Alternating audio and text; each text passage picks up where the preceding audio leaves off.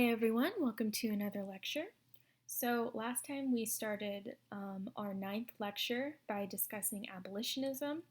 We started with the Second Great Awakening, which was, of course, a religious revival that ultimately put abolitionism in politics, right? Because there were enough people who were being convinced that abolitionism was a holy cause that they put it forth towards their politicians. Okay, excuse the voice, sometimes it goes out. Anyways, then we talked about the foremost white abolitionist, William Lloyd Garrison, who started the American Anti-Slavery Society, which reflected his views of getting rid of slavery immediately. Right? He didn't like gradual emancipation. He wanted slavery to end as soon as possible.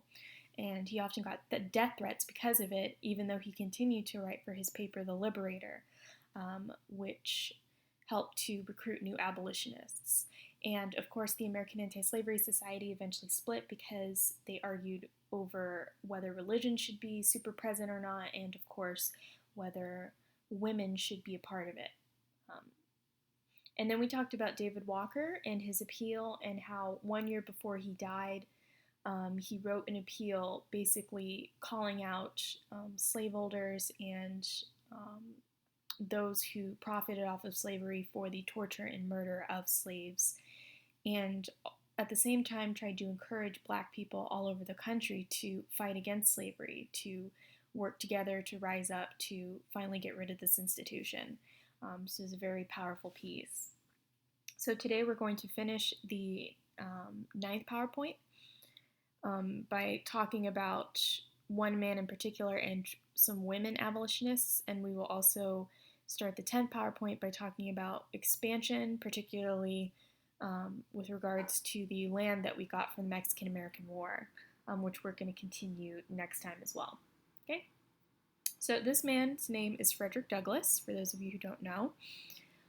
Frederick Douglass was one of the most prominent black abolitionists during this time, and a very important intellectual figure as well.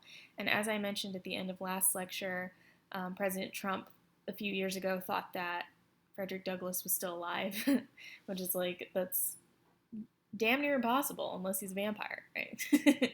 We'll talk about vampires later on. So Frederick Douglass was born Frederick Augustus Washington Bailey on February 1818. Remember, sometimes we don't have exact birth dates because they didn't really record that for slaves. But he died February 20th, 1895. He was an American social reformer, abolitionist, orator, writer, and statesman.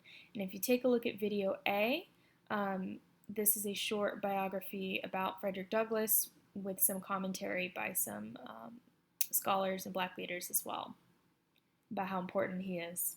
And this is a picture of him when he was a young man.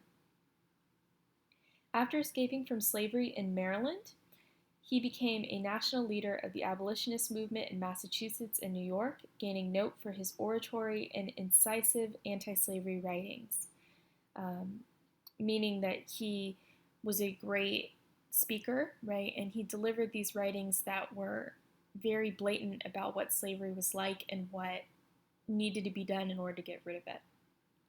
In his time, he was described by abolitionists as a living counterexample to slaveholders' arguments that slaves lacked intellectual capacity to function as independent American citizens. So essentially, by writing his speeches, by writing books and things like that, Frederick Douglass proved that former slaves could be smart, right? That they were smart, that they had the capacity to be intellectuals and academics. So very, very important. Northerners at the time found it hard to believe that such a great orator had once been a slave.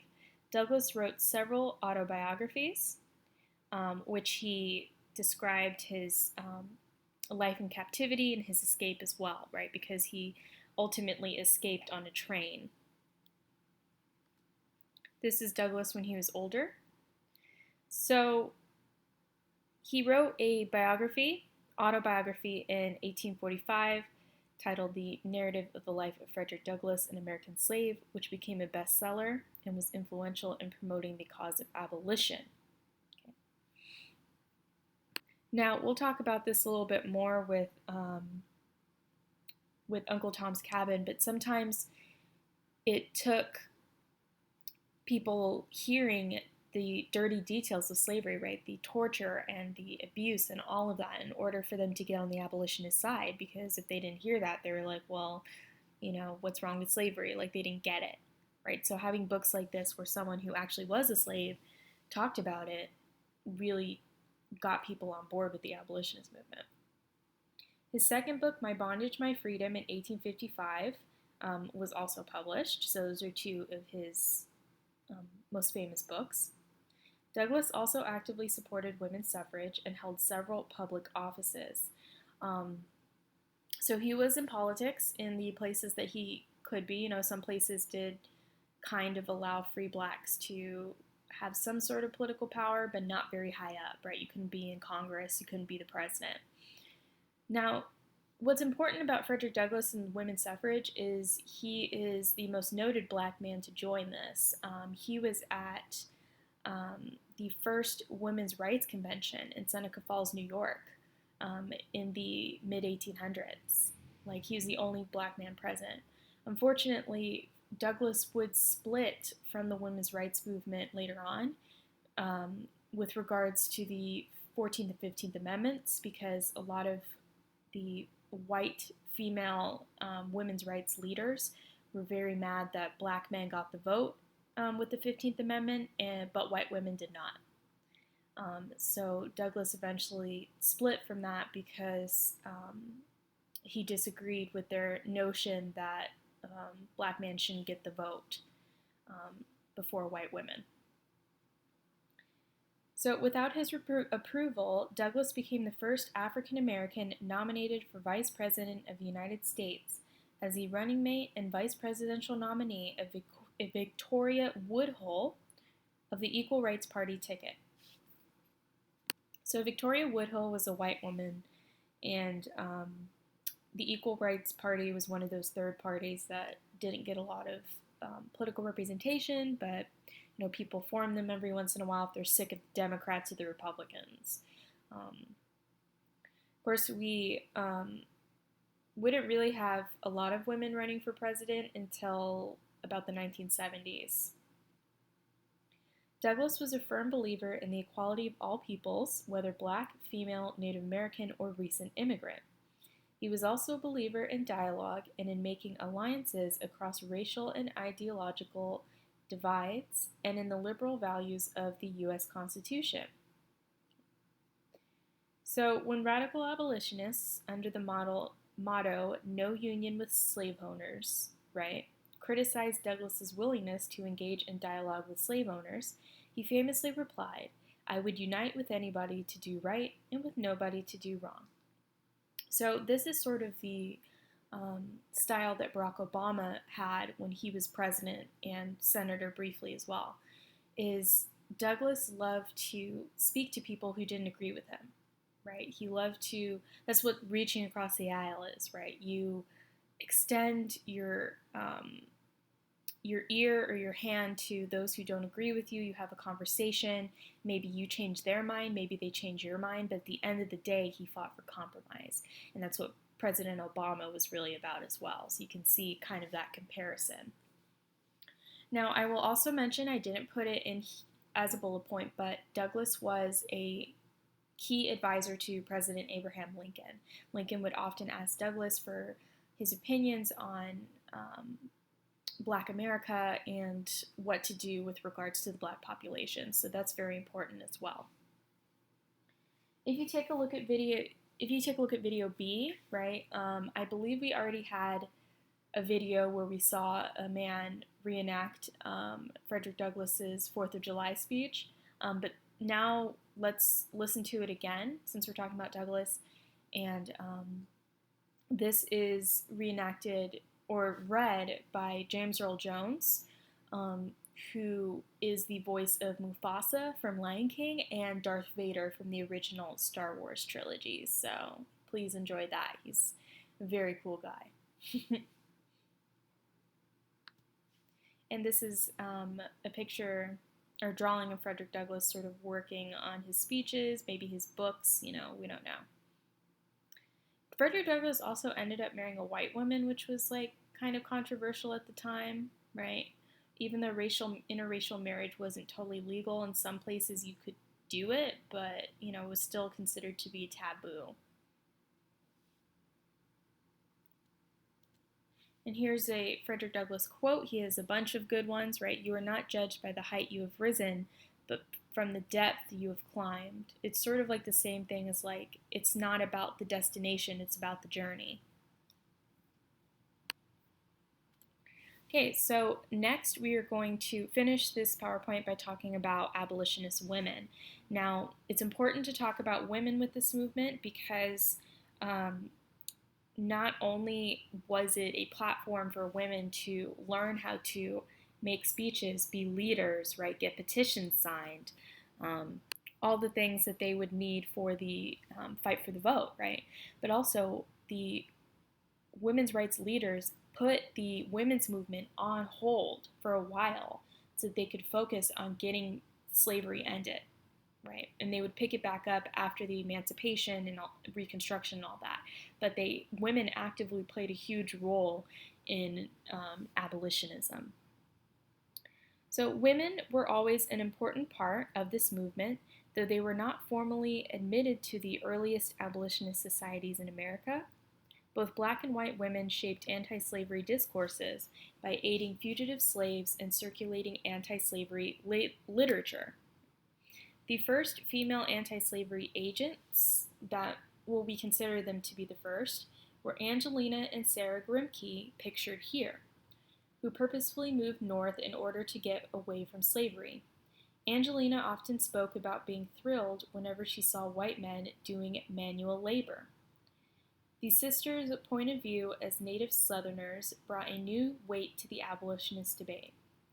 They wrote pamphlets appealing to Southern women's sensibilities and served as leaders for the first anti-slavery convention of American women in 1837. Okay, so essentially, the Grimke sisters grew up in a slaveholding family in a plantation in the South. For whatever reason, the Grimke sisters came to the opinion that they hated slavery, they were uncomfortable with it, and they wanted no part of it. So they both left the South together. They went up north.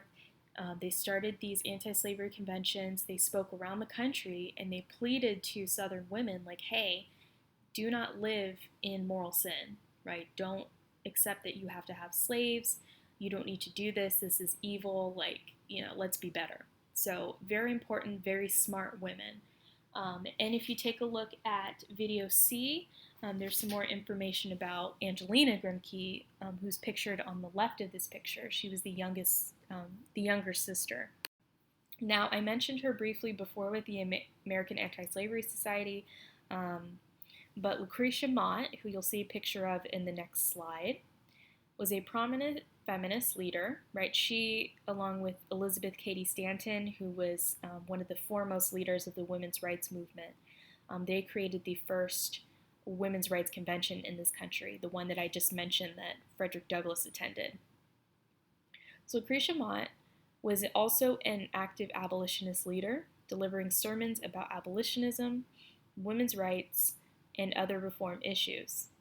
Mott also worked with the Free Produce Society, which boycotted slave-made goods, volunteered with the Philadelphia Female Anti-Slavery Convention of American Women, very long name, right, and helped slaves escape to freedom. So the Free Produce Society, by boycotting slave-made goods, right, rice, tobacco, cotton, all this stuff, it really hits the pockets of the planters, right, because by not buying the products, you don't give money to the manufacturer, who loses money and are less likely to buy the necessary materials from the slave owners. So this is a very powerful method that women have used throughout the years, right? Because generally women were responsible for buying things for the home. So boycotting is very effective. And it's an effective protest tool that many people use today. Right? Lucretia Mott also operated a safe house on the Underground Railroad, so she very actively participated in anti-slavery. So this is her. Okay. There's that long name, Philadelphia Female Anti-Slavery Convention of American Women. Try to say that 5 times fast. A great deal of abolitionist support came from middle-class white women and black women who raised money, wrote and distributed propaganda pieces, drafted and signed petitions, and lobbied the legislatures. From this moment, women gained the experience in public speaking and organizing that would culminate into the organization of the women's rights movement. Christian women created cent societies where they would each pledge a penny a week to the abolitionist cause. Their efforts would not be in vain, for the freedom of slaves and a redefinition of American society was just around the corner. Okay? So, since women couldn't vote, since they couldn't hold public office, since they couldn't be the president, they had to have creative ways to, get the word across, right? So that's why they did fundraisers, they spread propaganda. Petitions were huge, right? Petitions, of course, are documents that many people sign saying that they all agree that you should change this thing, right?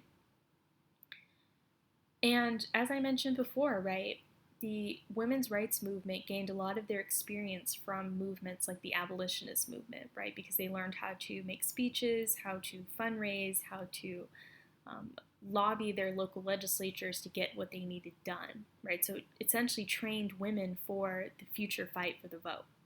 Okay. Here's another picture of the American Anti-Slavery Society just to show the full picture of the women that were involved, right? William Lloyd Garrison is at the bottom right corner. So yeah, there was like a dichotomy of women, right? Because there were the abolitionist women who fought for slavery to be freed. There were the women who just didn't really care. And then there were the slave-holding mistresses who benefited off of slavery and this whole ideal of antebellum Southern women who sat on the porch drinking iced tea and having their slaves do all their work for them, right? You can guess what happened when slavery was ended and they didn't have those slaves working for them. Okay, so that's the end of the 9th PowerPoint.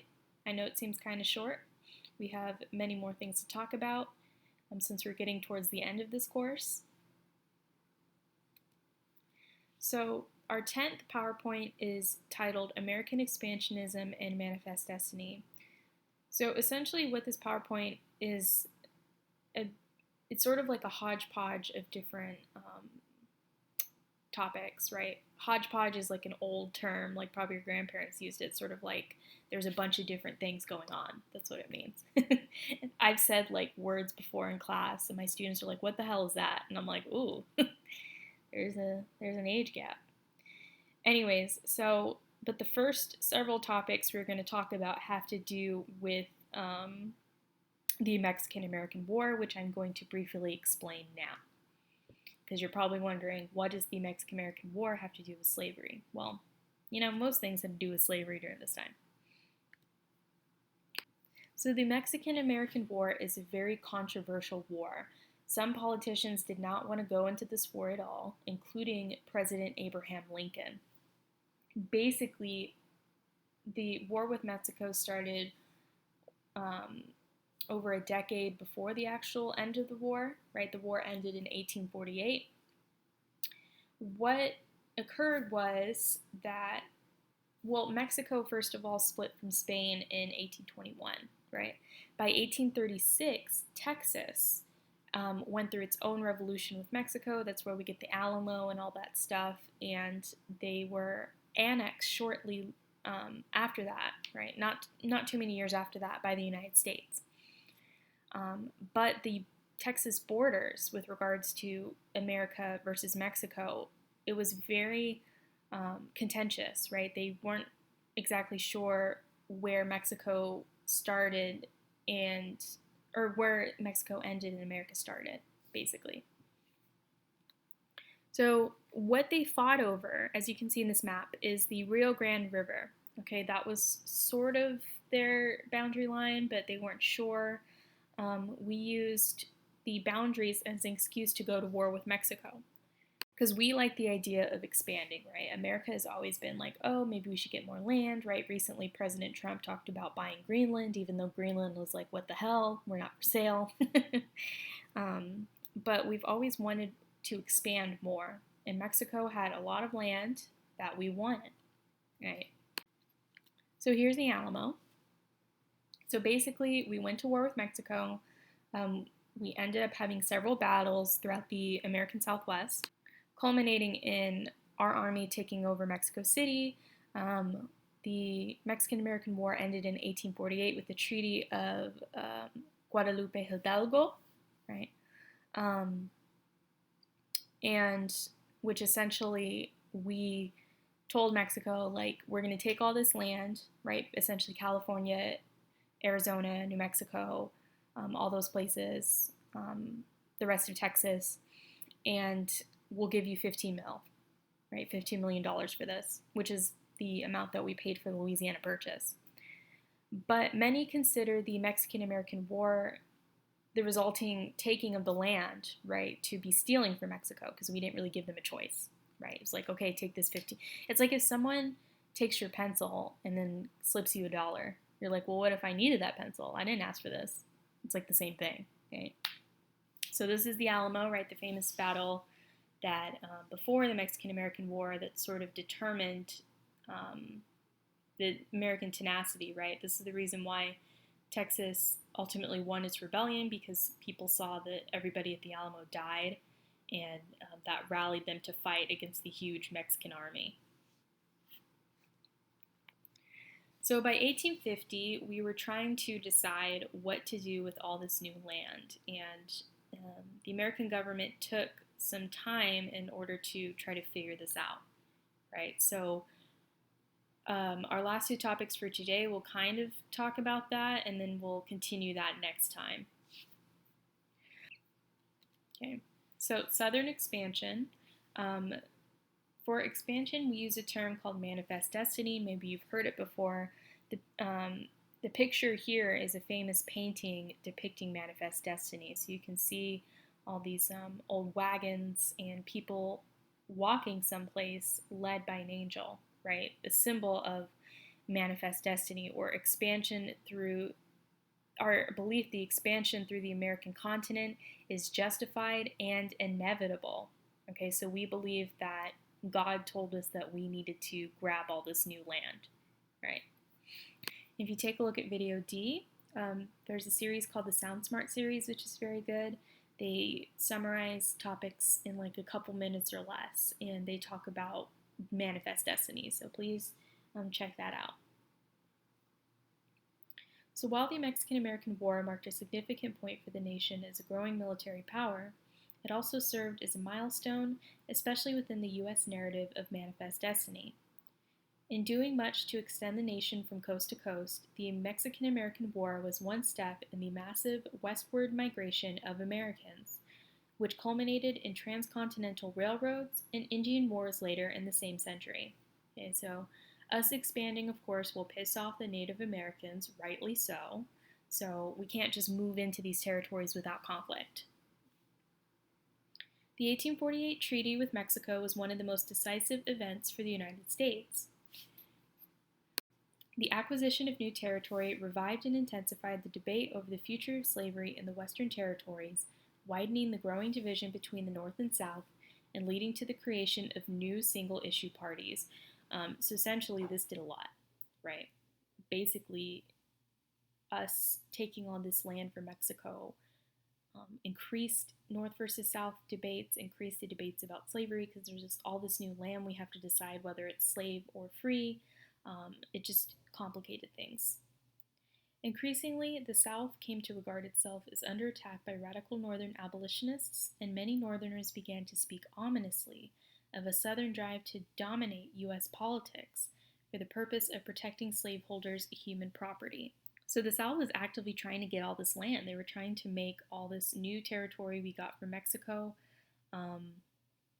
into slave states automatically. I think I mentioned before, right, the South wanted Cuba as well during this time because they're like, why don't we have Cuba? We'll make it into a slave state. It already has slaves. Done. Right. So this created way more tensions.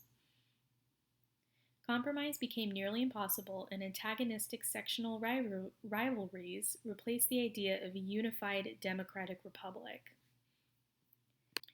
The suggestion that slavery be barred from the Mexican secession caused a split within the Democratic Party.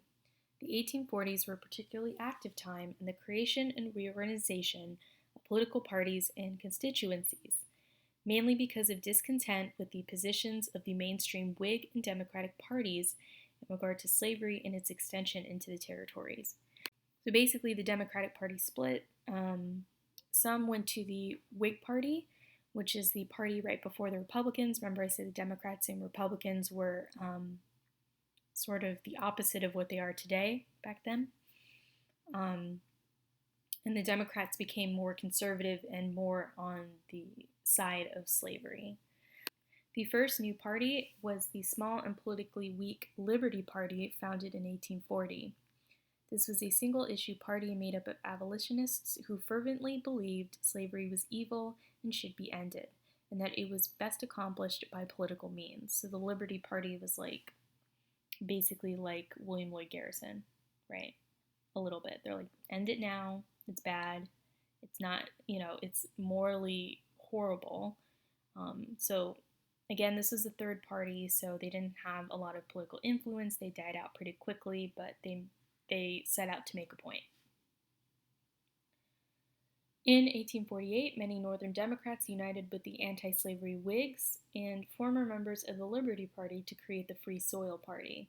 The party took as its slogan free soil, free speech, free labor, and free men, and had one real goal: oppose extension of slavery into the new territories. So both of these side parties did not want these new Mexican territories, or formerly Mexican territories, to have slavery, which they do get their wish, for the most part. And here's another depiction of Manifest Destiny and expansion. So the U.S. will really not expand too much more until the late 1800s, when we get involved in the Cuban-American War and we take the Philippines briefly, Guam, and Puerto Rico, and we have control over Cuba for a while. Now, this is the map of 1846, and they're already starting to talk about what to do if we get these lands from Mexico, even before we're done with the war. So our final topic for today is called the Wilmot Proviso, as you can see in the where California is supposed to be. This was a proposal by a senator that, or a congressman, that basically asked for slavery to not be in any of the new territories. So we'll talk about this as our last topic. Oh, and you can see in this map too, right, the 3630 parallel for the Missouri Compromise is still in effect. Although the Compromise of 1850 would sort of change this.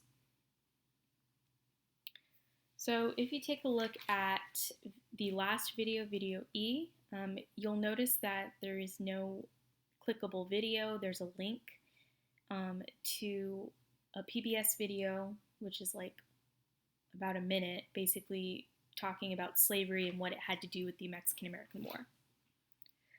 So this is Democrat David Wilmot, okay, who crafted the Wilmot Proviso.